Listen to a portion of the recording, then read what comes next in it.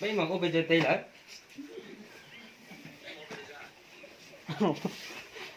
có luôn nấu có khác với hai đó là nó chụp khăm mà tao tê nhưng mà tao dùng cú vịt trả lời đúng con trâu của đấy thay cú là sớm mấy giờ trời thao tiêu lại mấy có tại có số phần này lúc mà hai đứa có số phần này nhà gì có cái gì nó thì mấy giờ thì cái gì là được rồi nó từng chỉnh một lấy cầm to có muốn nhìn đau thì bây giờ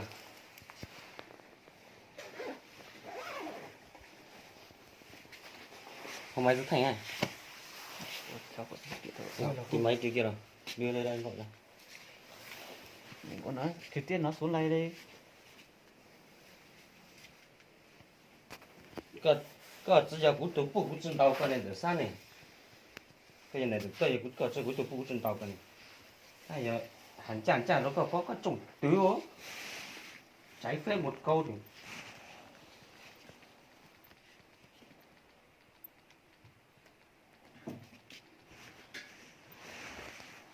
không cũng chân tàu cái, nhất thì sao đâu sao bằng đâu,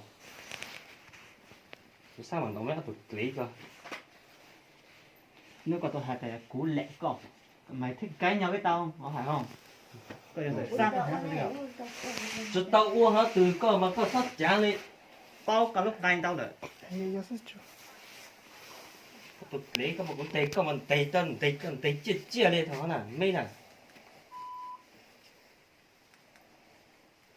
chả một sầu rồi chứ mong còn mấy chuyện tỉ một thứ lúc mong nó hành chẳng biết nhau mấy đồng coi luôn tôi mấy chú sới mà chả có cuộc sới mấy chú sới biết chỉ sới để lúc chơi nào mà sới lúc chơi chỉ lúc thật sự mấy nó hay phách đâu sai được tao cái gì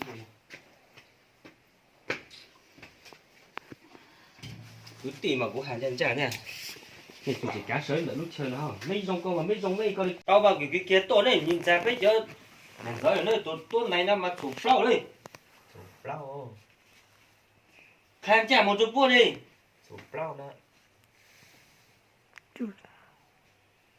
thảo có để bù mò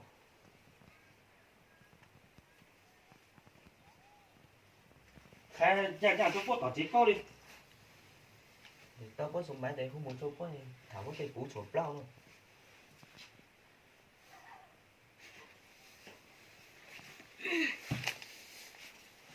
nói không bao giờ nghe thế là đứa nhát đứa thuốc chữa nó biết chữa được không nó hay chơi chơi chứ bây giờ cái củi này sẽ phải nắm tóc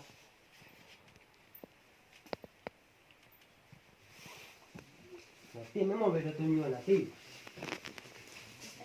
thấy rồi có thì thằng này ok có hát thì thằng này bây giờ nó xem nào về tôi đấy sao mày cho tao một củ cái này chỉ muốn ra nó củ à bây giờ này này cho tao một củ lý nó kiểu mình dài nó củ của nó cho về tôi thì chỉ bây giờ thì chỉ ra cái này thì cho tao một phụ mà không nên chơi cái này chơi đi có chơi có hưởng mà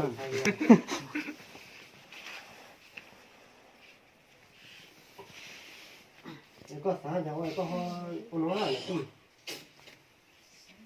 sao chả sao nó thật cái sao hả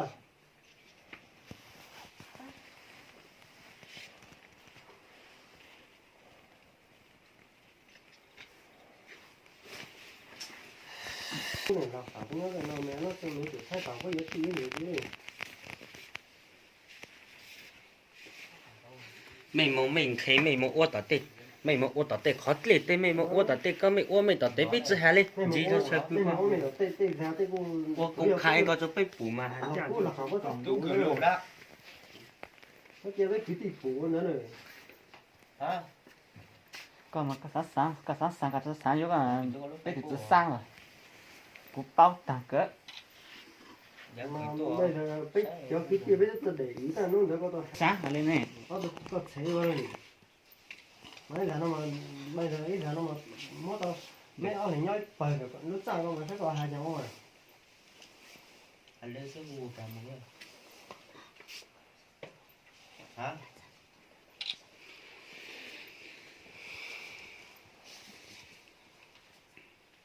tụi giờ chúng tôi đổ ra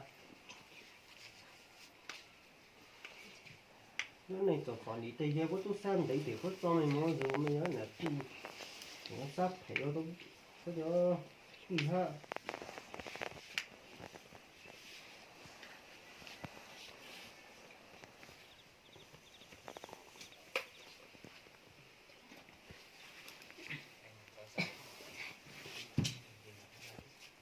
con nhóc còn lao vua bây giờ cứ tổ chơi u cả từ số máy con bồ tổ tao đến tổ thì đúng không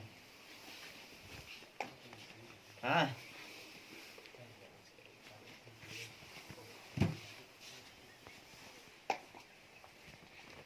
con beo cho nó cứ bùa khu ngó khu rồi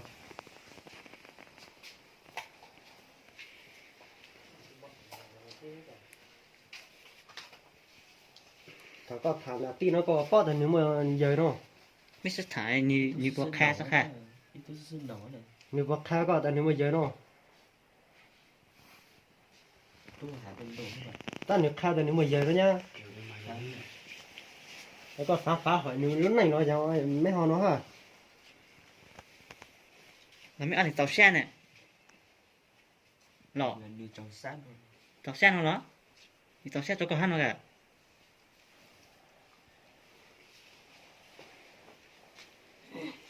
cái thứ sáng thứ sáng bây giờ nữa sao xem là hàm ngoài là đúng phút này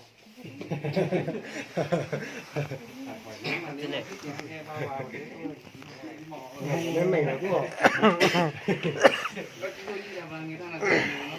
cả bảy mươi lúa cũng đã nhưng khi tiền số chắc chỉ giờ cứ tin ít lấy mấy là có một trăm anh có đàn ông mà phai được nó không à phai được nó rồi của tao khó sao tao nhỏ nhỏ mà hả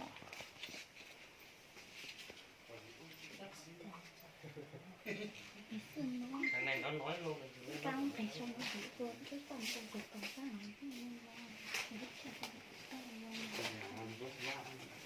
alo à tao có thể phú vấn đề tao không bằng lái đâu nhưng mà thanh niên thì nó không nên làm thế này rồi nó còn ti bay của ti của tao không để tao cái ly thì nó xếp thẳng đi này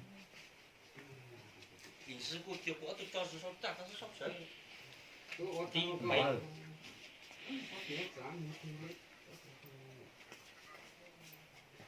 lão tao ngồi xe có nó chỉ xuống đây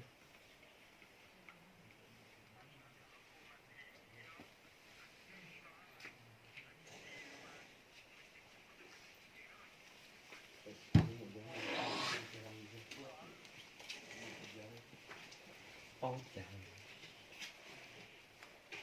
ô tề chịu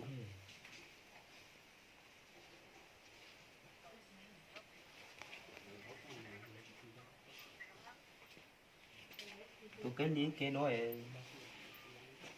nhớ cái đó xin này chị hả trái nhia của nào trái nhia cái chú kia có vật đâu nhá hả xem mấy người chưa có vợ chưa có con này không nên làm như này nẹn dợi này thường cái giá nẹn dợi có cho quý tì rồi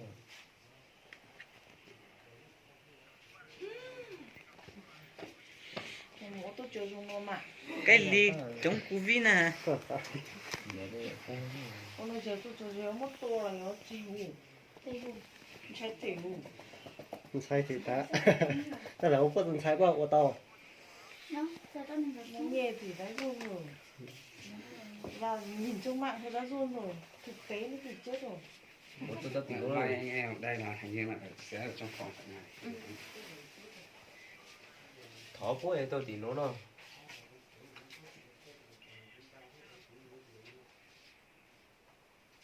Bây giờ công an xã xuống bãi của mình.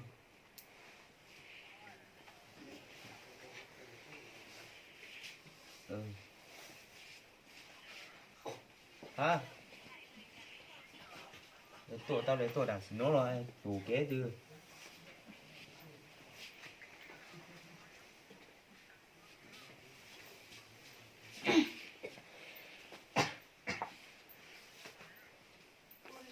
Gió kìa đi.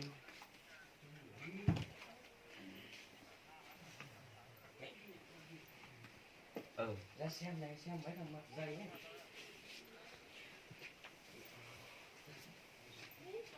Bố trên tàu này. Bố trên tàu. Mấy thằng mặt dày ấy.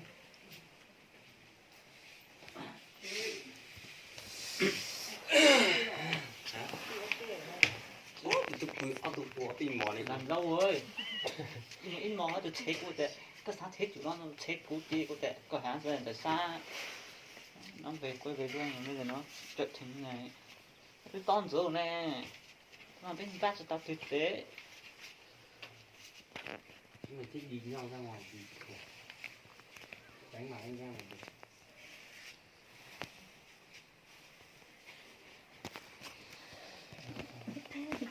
Cũng cách gì cũng phải là ra chúng mày là cái này. Nó là bột rát đó. Nó có chút vỏ. Muốn quên những người hài hài không ạ? Cái sao này thú cho con á. Nó muốn cho con thôi. Còn nó là hài. Ok.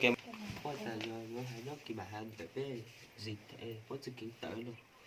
Số khen tới ta biết cái nhau có hết ở chẳng. in mò đấy Tôi nó cũng tới. Ở chẳng có cụ tới cái tỷ tới số khen đấu nó có tôi nó sang ngoài nó phải có thể khóc. nó từ dưới còn nó cả một cho thọ tao muốn nói cho thọ được sao tao chú phụ nè chú phụ bây giờ gì la nè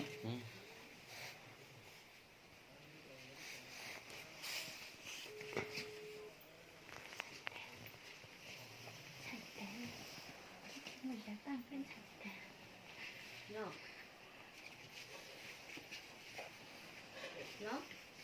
Nó lò đó tao nó là lò đó nó à Ê, tao không tao sao. người ta mới thấy thì mới cùng ô để để đầu tiên nha nó số là ấy chia lại cái lì tao một chế có ô thì nó bóng dây mùa này một cái tiền thì nó sai này thì là biết nó tao mình có mua sự tao ủi từ nào đó anh hay là nhân này giữ giữ cô và dây nhiều mà cái thái cô hoạt động à nó có sự muốn sự tông tươi nhập quê nó còn gần giàu vô à nó còn còn thì không nói rồi từ xã về tôi là nó chỉ ốp thì rồi thì từ lại cái mùa hay tầm tối rồi nó tự sản xuất cái gì hết đấy Nó nó sẽ tại vì thì nước sang đi tôi nhiều cũng biết có kỹ hết chứ.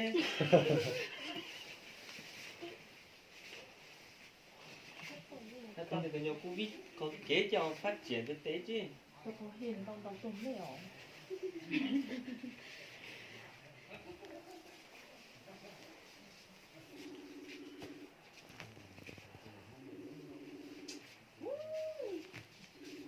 Người ta thầu cứ nát cho chị mong cái lá coi kỹ chạy kỹ là.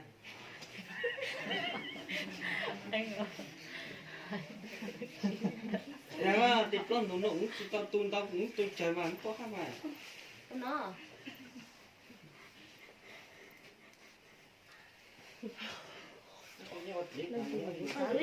lúa sụp rồi nhỏ rồi nó tôi nó tái này mày phải Quy đó cái mỏ này luôn. anh hả ơi Alo. chính xác Alo. mày to tại lúc cha nó mất thái lông thảm bỏ thì mình to mà tao bây giờ phòng nó chỉ một lý phòng thái à nó bây giờ đi phục bao Nếu có cho thì dưới nó ý bác tôi nó tôi kể cho nó nè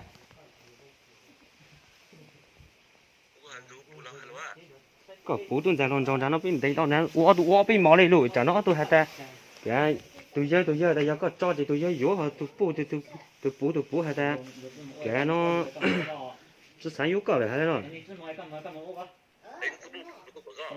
hả cái直播后主播报了，后头个老开都报了。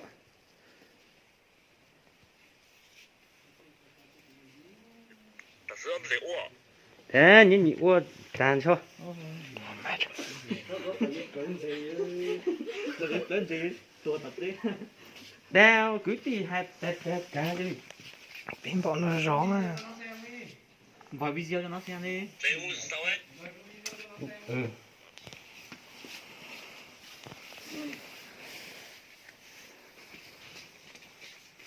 À tôi nhớ sau đấy, cái buổi á, tôi nhớ tối rồi. Tôi nhớ mong ra Hà Nội thì nhớ chỉ lấy lá khô để anh chứ. Có buổi đấy nha. Ra cô ngoài chán đồ mua ra. Ừ. Các bố rất bố này em ơi.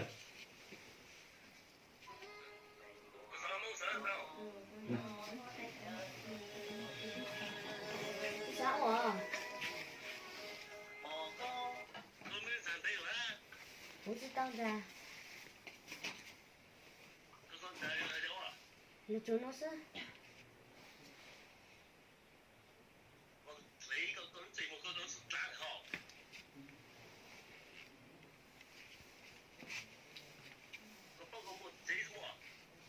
Chính mùa à?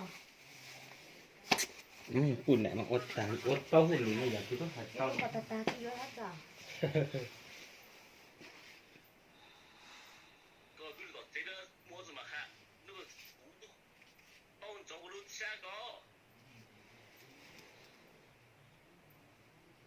Bố xã sản ra lòng trâu mà bố xã sản tua có được biết cười.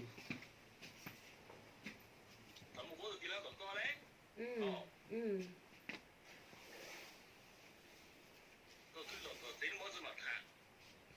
Có tôi tao nó mà.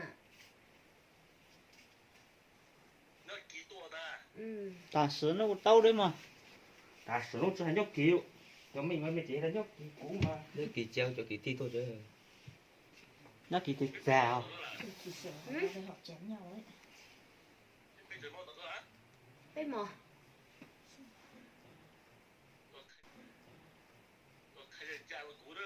Bây mò. Bây mà có bây giờ tây lại.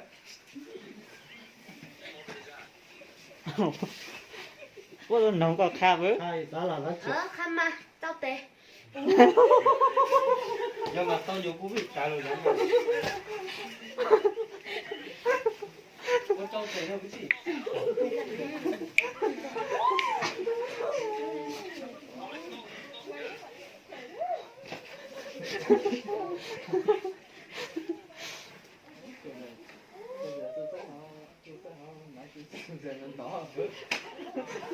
Giờ nó không mãi lên với.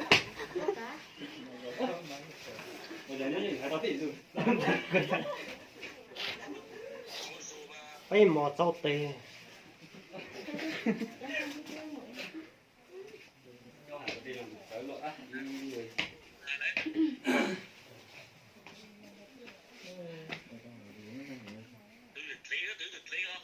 Năm vua.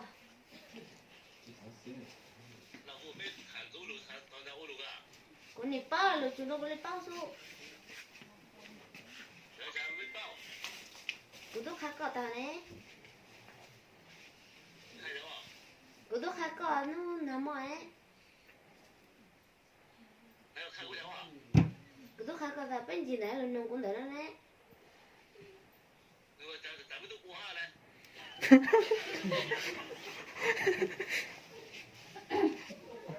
Nông ta sẽ úp mò.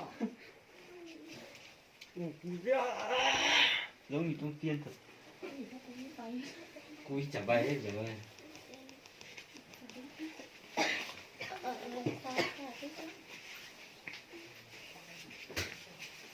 Chả có được chất gì hả?